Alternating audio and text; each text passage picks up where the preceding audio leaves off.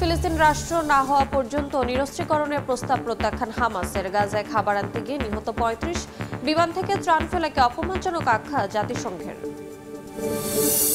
ট্রাম্পের হুমকির পরও রাশিয়ার কাছ থেকে তেল কেনার সিদ্ধান্ত ভারতের। ওয়াশিংটনের শুল্কের জবাবে গুরুত্বপূর্ণ সিপিসি পাইপলাইন বন্ধ করতে পারে মস্কো।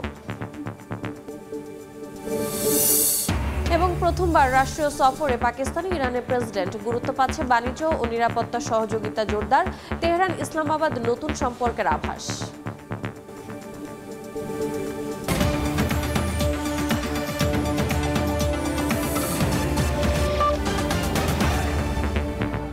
আন্তর্জাতিক সময়ের সঙ্গে আছি আমি রোজা চৌধুরী। শুরুতে জুলাই অভ্যুত্থানের বর্ষপূর্তির কর্মসূচির খবর। জুলাই গণ অভ্যুত্থানের বর্ষপূর্তি উপলক্ষে রাজধানীর শাহবাগে ছাত্রদলের ছাত্র সমাবেশ চলছে। এই মুহূর্তে সেখানে আছেন সহকর্মী মনির হোসেন। সরাসরি যাচ্ছে তার কাছে। মনির,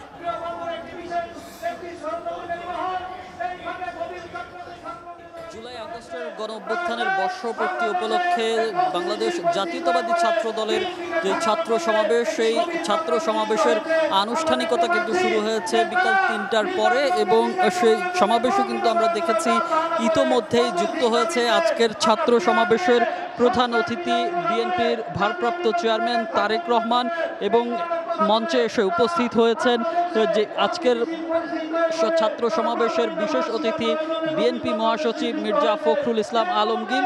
এবং আমরা দেখেছি যে বিকেল ৩টার পর আনুষ্ঠানিকতা শুরু হওয়ার পর থেকে ছাত্র দলের বিভিন্ন কেন্দ্রীয় যে নেতারা আছেন তারা বক্তব্য দিয়েছেন।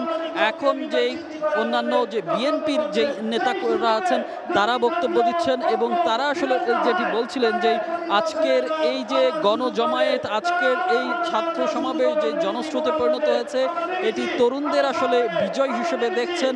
যে তরুণরা আসলে বাংলাদেশের রাজনীতিতে কতটা ভূমিকা রাখতে পারে সেটি আসলে তারা বলছেন যে এটি তার প্রমাণ। এবং আমরা আসলে দেখেছি বিকেল যেই ৩টায় শুরু হয়েছে তার আগেই কিন্তু সকাল থেকেই আমরা এখানে ছিলাম। দুপুরের আগ থেকেই কিন্তু শাহবাগ মোড়ে যে ছাত্র দলের নেতাকর্মীরা তারা কিন্তু এসে উপস্থিত হন, এবং তাদের যেই জনঢল সেই ঢল নামে। এবং এখন যেই শাহবাগ মোড়ে আমরা আছি, সেই শাহবাগ মোড় থেকে এই জনস্রোত ছাড়িয়ে গেছে মৎস্য ভবন পর্যন্ত, এবং পুরো রাস্তায় আসলে তিল ধারণের ঠাঁই নেই নেতাকর্মীদের জন্য। এবং নেতাকর্মীরা অধীর আগ্রহে আসলে সমাবেশস্থলে এসেছেন, এবং তারা যেটি বলছেন যে গত বছরের যেই ৫ আগস্ট যেই শেখ হাসিনা সরকারের পতন হয়েছে, যে শেখ হাসিনা পালিয়ে যেতে বাধ্য হয়েছে, সেই যে বিজয় হয়েছে সেই বিজয় উদযাপন করতেই তারা এসেছেন, এবং যে রাজনৈতিক সহমর্মিতা সেটি আসলে তারা দেখাতে চাচ্ছেন। সেটি আসলে তারা বলছেন যে তাদের এই যেই সমাবেশ, সেই সমাবেশ কিন্তু হওয়ার কথা ছিল শহীদ মিনারে, তারপরেই কিন্তু জাতীয় নাগরিক পার্টি এনসিপির অনুরোধের পরেই কিন্তু তারা সেই সমাবেশ করছে শাহবাগে। এবং শাহবাগে এখন পর্যন্ত যে নেতাকর্মীরা আছেন তারা কথা বলছেন, বিএনপির নেতারা উপস্থিত আছেন, মির্জা ফখরুল উপস্থিত আছেন, আমরা শহীদ উদ্দিন চৌধুরী অ্যানিকে দেখেছি কথা বলতে, এছাড়া আমানুল্লাহ আমানও উপস্থিত আছেন, এবং ছাত্র দলের সভাপতি রাকিবুল ইসলাম রাকিবের সভাপতিত্ব করবেন আজকের যেই সমাবেশ, সেই সমাবেশের সভাপতিত্ব করছেন। এবং আসলে এই নেতাকর্মীরা যারা বলছেন যে সংস্কার, যে বিচার, অর্থাৎ যেই জুলাই গণহত্যা হয়েছে সেই জুলাই গণহত্যার বিচার দাবি করেন তারা বলছেন এই জুলাই গণহত্যার বিচার যদি না হয় এই গণ অভ্যুত্থান ব্যর্থ হয়ে যাবে। রাজধানীর শাহবাগ থেকে বাংলাদেশ জাতীয়তাবাদী ছাত্র দলের ছাত্র সমাবেশ থেকে এই ছিল আমার কাছে এখনকার মতো সবশেষ। সরাসরি যুক্ত ছিলাম রাজধানীর শাহবাগে। সরকার পতনে এক দফা ঘোষণার বর্ষপূর্তিতে কেন্দ্রীয় শহীদ মিনারে নতুন বাংলাদেশের ইশতেহার ঘোষণা করবে এনসিপি। এই মুহূর্তে কেন্দ্রীয় শহীদ মিনারে আছেন জুম্মান সাদিক জ্যাভলিন। সরাসরি যাচ্ছে তার কাছে। জ্যাভলিন, এই মুহূর্তে অবস্থান করছি শহীদ মিনার প্রাঙ্গণে। আপনারা জানেন যে এখন কিন্তু একেবারে 4টা বা নির্ধারিত যে সময় ছিল নতুন বাংলাদেশের যে ইশতেহার ঘোষণার যে সমাবেশটি করছে এনসিপি জাতীয় নাগরিক পার্টি, আমরা দেখছি কেন্দ্রীয় পর্যায়ের যে নেতৃবৃন্দ তারা ইতোমধ্যেই কিন্তু এখানে আসতে শুরু করেছে। আমরা কিন্তু দেখছি যে এখানে কিছুক্ষণ আগেই যিনি এটি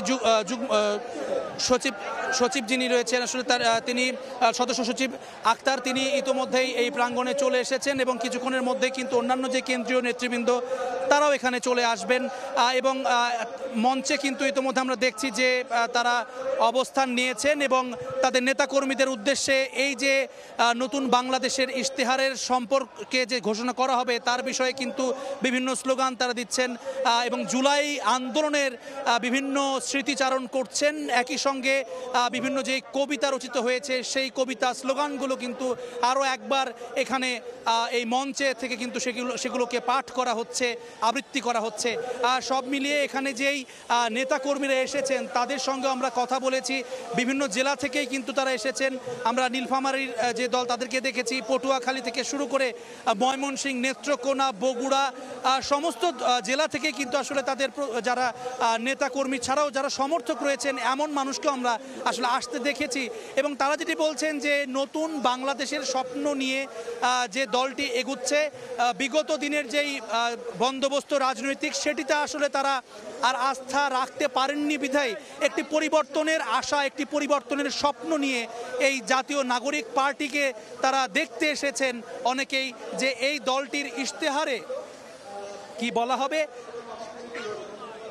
এবং তারা যেই নতুন বাংলাদেশের গড়বার জন্য জুলাই সনদ সহ অন্যান্য যে বিষয় রয়েছে, বৈষম্যহীন একটি বাংলাদেশ গড়বার জন্য কি কি পদক্ষেপ তারা চান সেই বিষয়গুলোই কিন্তু ইশতেহারে উঠে আসবে। যার মধ্যে পার্বত্য জেলাগুলো থেকে যেই দল এসেছেন তারা কিন্তু যেটি বলছেন যে এই স্বাধীনতার এত বছরেও কিন্তু তাদের যেই স্বীকৃতি সেটি কিন্তু তারা পাননি, সেই জায়গা থেকে এনসিপির উপরে তারা আবারও একবার আস্থা রাখছেন। তারা বলছেন যে যে বৈষম্যমুক্ত সমাজ গড়তে চাচ্ছেন সেখানে আসলে এনসিপির সঙ্গে তারা রয়েছে। তো এই ছিল এখনো পর্যন্ত আমার কাছে নতুন বাংলাদেশের ইশতেহারের যেই সমাবেশ জাতীয় নাগরিক পার্টির তার সবশেষ খবর। সরাসরি যুক্ত ছিলাম কেন্দ্রীয় শহীদ মিনারে। এবারে আন্তর্জাতিক প্রসঙ্গ। গাজায় নেই খাবার, আকাশ থেকে ফেলা হচ্ছে ত্রাণ, তাও পড়ে থাকছে রক্তে ভেজা রাস্তায়।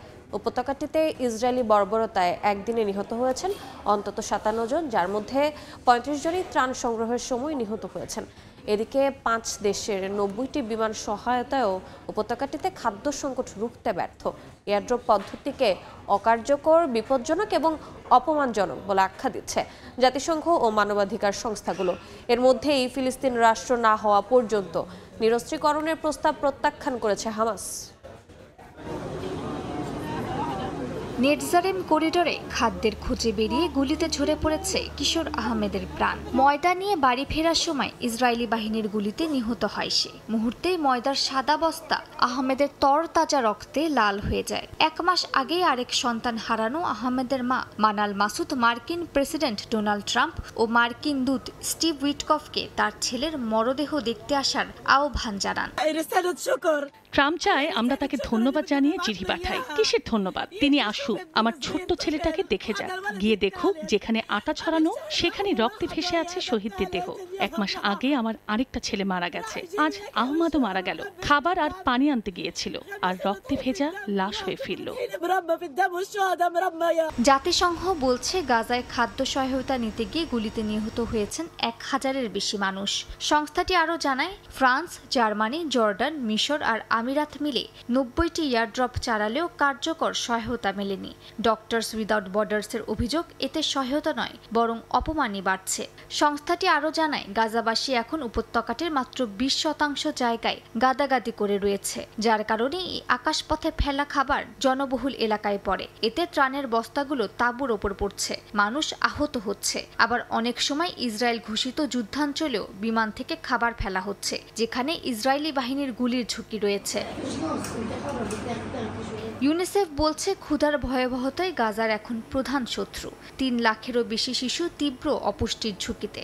গত 1 মাসে 162 জন প্রাণ হারিয়েছে ক্ষুধা ও পুষ্টিহীনতায়, তাদের অর্ধেকই শিশু। বিশ্ব খাদ্য সংস্থার হিসেবে গাজার হাসপাতালগুলোতে এখন মৃত্যুহার বিশ্ব স্বীকৃত দুর্ভিক্ষের মাত্রা ছাড়িয়ে গেছে। এর মধ্যে ইসরায়েলি সেনাবাহিনী ভিডিও প্রকাশ করে দাবি করে তারা নাকি দিনরাত খাদ্য ও ওষুধ দিচ্ছে। জাতিসংঘ তা সরাসরি নাকচ করে বলছে ফুটেজগুলো পুরানো আর বাস্তবতা একেবারেই আলাদা। এদিকে সম্পূর্ণ স্বাধীন সার্বভৌম ফিলিস্তিন রাষ্ট্র প্রতিষ্ঠা এবং জেরুজালেমকে রাজধানী হিসেবে স্বীকৃতি না দেয়া পর্যন্ত প্রতিরোধ ও অস্ত্র ত্যাগ করবে না বলে সাফ জানিয়ে দিয়েছে ফিলিস্তিনের স্বাধীনতাকামী সংগঠন হামাস। অন্যদিকে ইসরায়েলি সেনাবাহিনীর প্রধান গাজায় আগ্রাসন চালিয়ে যাওয়ার হুঁশিয়ারি দিয়েছেন। বলেন, বন্দি মুক্তির চুক্তি না হওয়া পর্যন্ত উপত্যকাটিতে তেল আবিবের সামরিক অভিযান চলবে। মালিহা সুহরওয়ার্দী, সময় সংবাদ। আন্তর্জাতিক সময় আরও থাকছে। প্রাকৃতিক দুর্যোগে বিপর্যস্ত ভারত, ভারী বৃষ্টিতে প্লাবিত পূর্বাঞ্চল, ভূমিধসের কারণে বন্ধ হিমাচলের গুরুত্বপূর্ণ সড়ক, দুর্ভোগ আরও বাড়ার শঙ্কা। ইউক্রেনের একের পর এক ড্রোন হামলায় কেঁপে ওঠে রাশিয়ার পেনজা শহর। এ হামলায় শহরটিতে অবস্থিত রুশ সামরিক ঘাঁটি, তেল পরিশোধনাগার, এমনকি একটি ইলেকট্রনিক যন্ত্রাংশের কারখানাও গুঁড়িয়ে দেওয়ার দাবি করছে কিয়েভ। অন্যদিকে দোনেৎস্কের আরও একটি গ্রাম দখলের দাবি করেছে মস্কো। একদিনে ফ্রন্ট লাইনে 160টিরও বেশি সংঘর্ষের সম্মুখীন হয়েছে মস্কো, কিয়েভ। এদিকে মার্কিন প্রেসিডেন্ট ডোনাল্ড ট্রাম্পের সাবমেরিন হুমকির পরও মুখ খুলছে না মস্কো। পুতিনের নীরবতাকে কূটনৈতিক কৌশলের অংশ বলে মনে করছেন বিশ্লেষকরা। রাশিয়ার অভ্যন্তরে একাধিক গুরুত্বপূর্ণ তেল স্থাপনা, ড্রোন ঘাঁটি এবং ইলেকট্রনিক্স ফ্যাক্টরিকে নিশানা করে মুহুর্মুহু ড্রোন হামলা চালায় ইউক্রেন। এসব স্থাপনা রুশ সমরাস্ত্র কারখানার সরবরাহ কেন্দ্র হিসেবে পরিচিত। রাশিয়ার পেনজা শহরে সামরিক যন্ত্রাংশ সরবরাহকারী একটি কারখানায় ড্রোন হামলার ভিডিও প্রকাশ করেছে ইউক্রেনের এসবিইউ। রাশিয়ার সামারার নোভোকুইভিশেভস্ক শহরেও একটি রিফাইনারিতে ড্রোন হামলার ফুটেজ প্রকাশ পেয়েছে। সমন্বিত হামলার দায় স্বীকার করেছে ইউক্রেনের ইউএসএফ, যারা মূলত দীর্ঘপাল্লার ড্রোন যুদ্ধেই পারদর্শী। অন্যদিকে ইউক্রেনের সামরিক বাহিনী বলছে, গেল একদিনেই রুশ বাহিনীর সঙ্গে 160টি বেশি সংঘর্ষের সম্মুখীন হয়েছে তারা। এর মধ্যে পত্রভস্ক ফ্রন্টে রুশ বাহিনী অন্তত 40টি হামলা চালিয়েছে। দোনেৎস্ক অঞ্চলের ওলেকজান্দ্র কালিনোভে গ্রামটি শনিবার দখলে নেয়ার ঘোষণা দিয়েছে রাশিয়ার প্রতিরক্ষা মন্ত্রণালয়। মস্কো চাজভ ইয়ার অঞ্চল দখলের দাবি করলেও কিয়েভ তা নাকচ করেছে। প্রতিরক্ষা বিশ্লেষকরা জানান, চাজভ ইয়ারের উচ্চভূমি রাশিয়ার দখলে গেলে গুরুত্বপূর্ণ ইউক্রেনীয় ঘাঁটি হুমকিতে পড়ে যাবে। এদিকে সাবেক রুশ প্রেসিডেন্ট দিমিত্রি মেদভেদেভের সামাজিক মাধ্যমের এক পোস্টকে কেন্দ্র করে মার্কিন প্রেসিডেন্ট ডোনাল্ড ট্রাম্প হঠাৎই দুটি পারমাণবিক সাবমেরিন রাশিয়ার উপকূলের দিকে পাঠানোর ঘোষণা দেন। রুশ প্রেসিডেন্ট ভ্লাদিমির পুতিন, প্রতিরক্ষা মন্ত্রণালয় বা পররাষ্ট্র মন্ত্রণালয় কেউই ট্রাম্পের এই ঘোষণাকে গুরুত্ব দিয়ে কোনো বিবৃতি দেয়নি। বিশ্লেষকদের মতে এই নীরবতা ইচ্ছাকৃত এবং কৌশলগত। রুশ সংবাদ মাধ্যমগুলো এর মধ্যে ট্রাম্পের সাবমেরিন হুমকিকে তামাশা ও রাজনৈতিক শো বলে উড়িয়ে দিয়েছে। সাবেক এক লেফটেন্যান্ট জেনারেল বিবিসিকে জানিয়েছেন, এই ধরনের ঘোষণা ট্রাম্প প্রায়ই দেন, বাস্তবে কোনো সামরিক নির্দেশনা দেয়া হয়নি। মালিহা সুহরওয়ার্দী, সময় সংবাদ।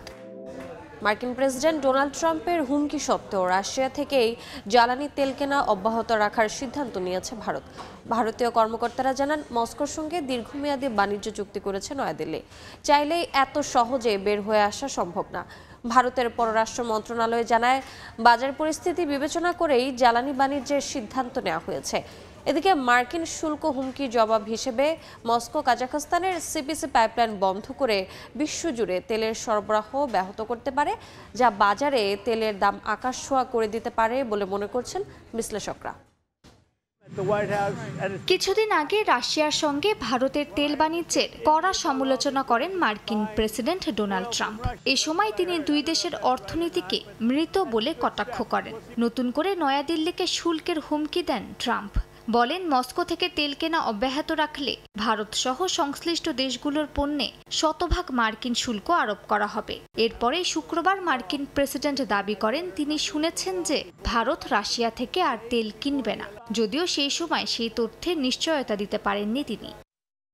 ট্রাম্পের এমন দাবিকে প্রত্যাখ্যান করে নিউ ইয়র্ক টাইমসকে নাম প্রকাশে অনিচ্ছুক দুই ভারতীয় কর্মকর্তা জানান, মার্কিন প্রেসিডেন্ট ডোনাল্ড ট্রাম্পের শুল্ক হুমকি সত্ত্বেও রাশিয়া থেকে তেল কেনা অব্যাহত রাখবে ভারত। তাদের মধ্যে এক কর্মকর্তা জানান, মস্কোর সঙ্গে দীর্ঘমেয়াদী জ্বালানি চুক্তি করেছে নয়াদিল্লি। রাতারাতি বাণিজ্য বন্ধ সম্ভব না। রাশিয়া বর্তমানে ভারতের সর্ববৃহৎ তেল সরবরাহকারী, যা মোট আমদানির প্রায় 35%। ভারতের সরকার জানিয়েছে এই আমদানি বৈশ্বিক নিয়মের মধ্যেই হচ্ছে, কারণ রাশিয়ার তেলের ওপর সরাসরি কোনো মার্কিন বা ইউরোপীয় নিষেধাজ্ঞা নেই, বরং G7 ও EU निर्धारित मूल्य सीमा काठामो रयेछे। भारत और अमेरिका के बीच में एक कॉम्प्रिहेंसिव ग्लोबल स्ट्रेटेजिक पार्टनारशिप। ভারতের পররাষ্ট্র মন্ত্রণালয়ের মুখপাত্র রণধীর জয়সওয়াল এক নিয়মিত সংবাদ ব্রিফিংয়ে জানান, তাদের জ্বালানি উৎসগুলোর ক্ষেত্রে বিশ্ববাজারের প্রতি নজর রেখে সিদ্ধান্ত নেওয়া হয়। তিনি আরও জানান, বিভিন্ন দেশের সঙ্গে নয়াদিল্লির সম্পর্ক তাদের নিজেদের যোগ্যতার উপর দাঁড়িয়ে আছে এবং এটি তৃতীয় কোনো দেশের দৃষ্টিকোণ থেকে দেখা উচিত নয়। যুক্তরাষ্ট্রের শুল্ক হুমকির জবাবে ক্রেমলিন সিপিসি পাইপলাইন বন্ধের হুমকি দিয়ে রেখেছে। এটি ক্যাসপিয়ান অঞ্চল থেকে প্রতি বছর কয়েক মিলিয়ন ব্যারেল তেল পরিবহন করে, যা বিশ্ব সরবরাহের প্রায় 3.5%। রাশিয়ার এই পাল্টা পদক্ষেপ বিশ্ববাজারে তেলের অস্থিরতা বাড়িয়ে দেবে এবং পশ্চিমা দেশগুলোকে সংকটের মুখে ফেলবে বলে আশঙ্কা করা হচ্ছে। মালিহা সুহরওয়ার্দী, সময় সংবাদ। 2 দিনের রাষ্ট্রীয় সফরে পাকিস্তান গেছেন ইরানের প্রেসিডেন্ট মাসুদ পেজেশকিয়ান। শনিবার সকালে লাহোরের আল্লামা ইকবাল আন্তর্জাতিক বিমানবন্দরে অবতরণ করেন ইরানি প্রেসিডেন্ট মাসুদ পেজেশকিয়ান। এ সময় তাকে স্বাগত জানান সাবেক প্রধানমন্ত্রী নওয়াজ শরীফ ও পাঞ্জাবের মুখ্যমন্ত্রী মরিয়ম নওয়াজ। পেজেশকিয়ান প্রথমবারের মতো রাষ্ট্রীয় সফরে এসেছেন পাকিস্তানে। ইসরায়েল ও যুক্তরাষ্ট্রের সঙ্গে সাম্প্রতিক সংঘাত ও আঞ্চলিক উত্তেজনার মধ্যে ইরানের প্রেসিডেন্টের এই সফরকে বেশ গুরুত্বের সঙ্গে দেখা হচ্ছে। সফরে তিনি প্রেসিডেন্ট আসিফ আলী জারদারি ও প্রধানমন্ত্রী শাহবাজ শরীফের সঙ্গে বৈঠক করবেন। পেজেশকিয়ানের এ সফরে 2 প্রতিবেশী দেশের মধ্যে বাণিজ্য, জ্বালানি ও আঞ্চলিক নিরাপত্তা সহযোগিতা জোরদার হবে বলে আশা করা হচ্ছে। আন্তর্জাতিক সময় আরও থাকছে।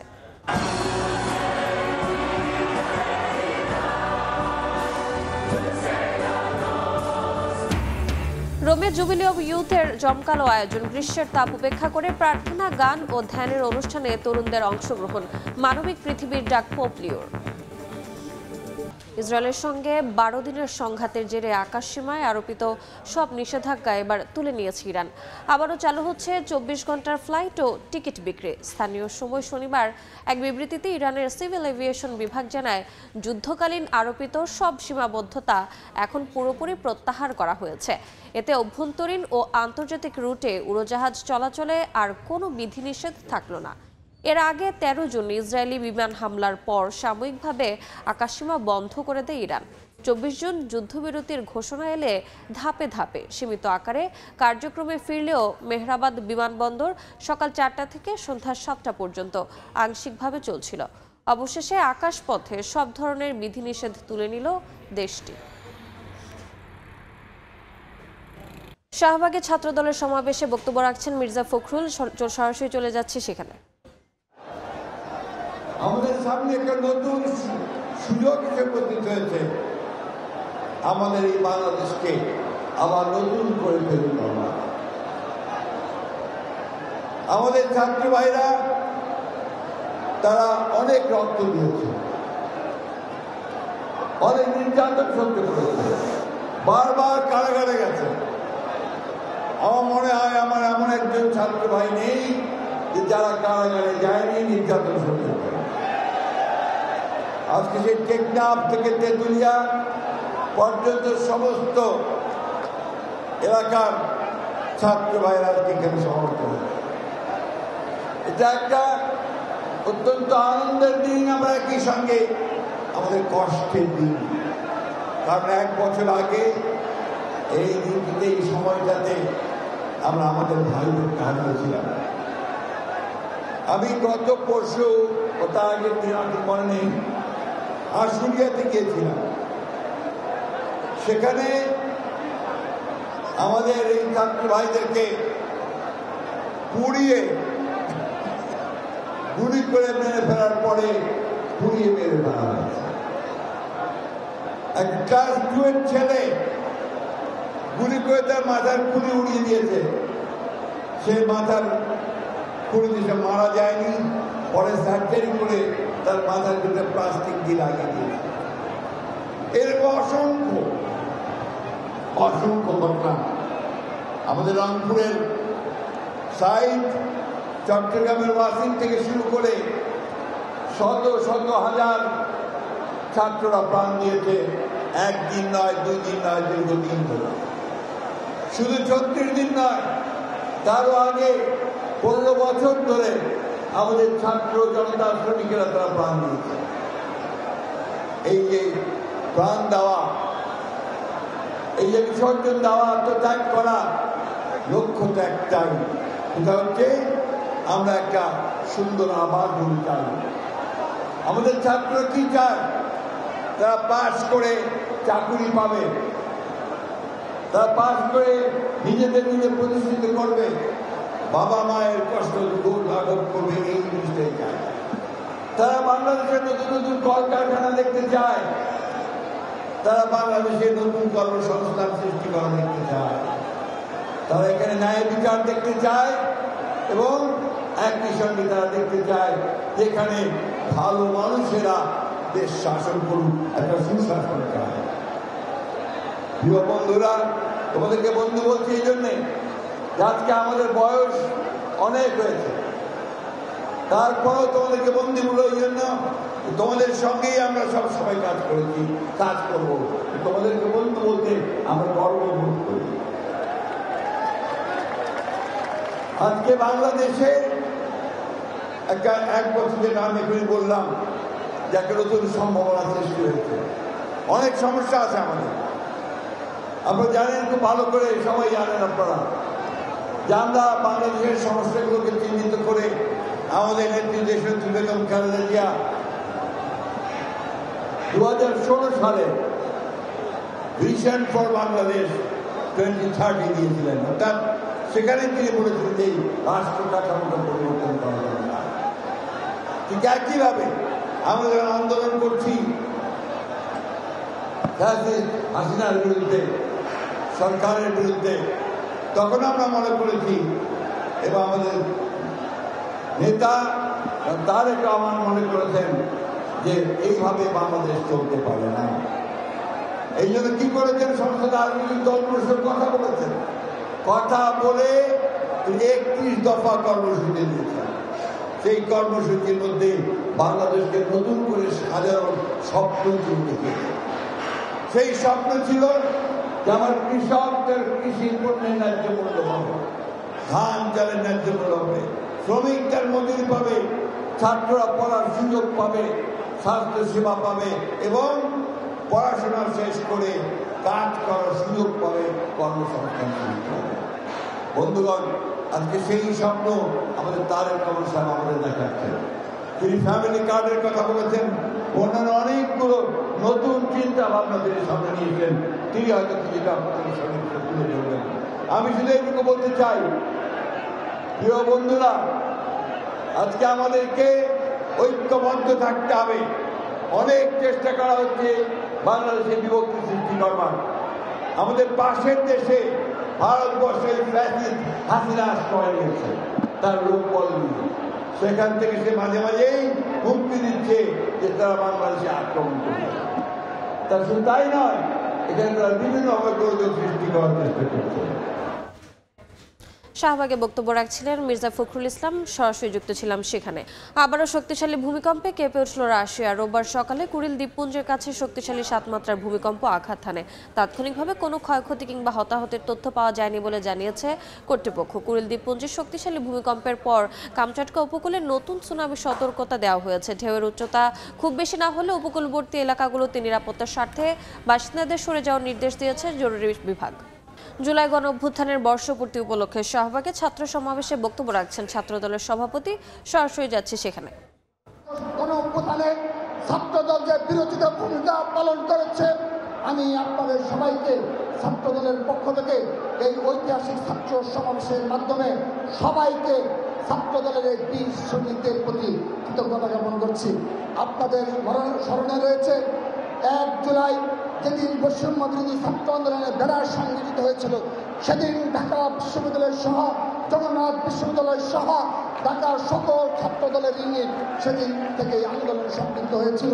পরবর্তীতে আপনাদের স্মরণে থাকার কথা আমি আজকে আপনাদের উপস্থিতিতে একটি বিষয় স্পষ্ট করছি। 3 জুলাই 2024 এই কোটা সংস্কার আন্দোলনের পক্ষে ছাত্রদলকে সর্বাত্মকভাবে রাজপথে থাকার জন্য আনুষ্ঠানিকভাবে প্রেস ব্রিফিং এর মাধ্যমে ভিডিও বার্তার মাধ্যমে ছাত্র দলের সাংগঠনিক অভিভাবক আমাদের গর্বিত অভিভাবক জনাব তারেক রহমান যে স্পষ্ট বার্তা ছাত্র সমাজের প্রতি প্রদান করেছিলেন। সরাসরি যুক্ত ছিলাম শাহবাগে। এ ছিল আন্তর্জাতিক সময়ে, সঙ্গে থাকুন সময়।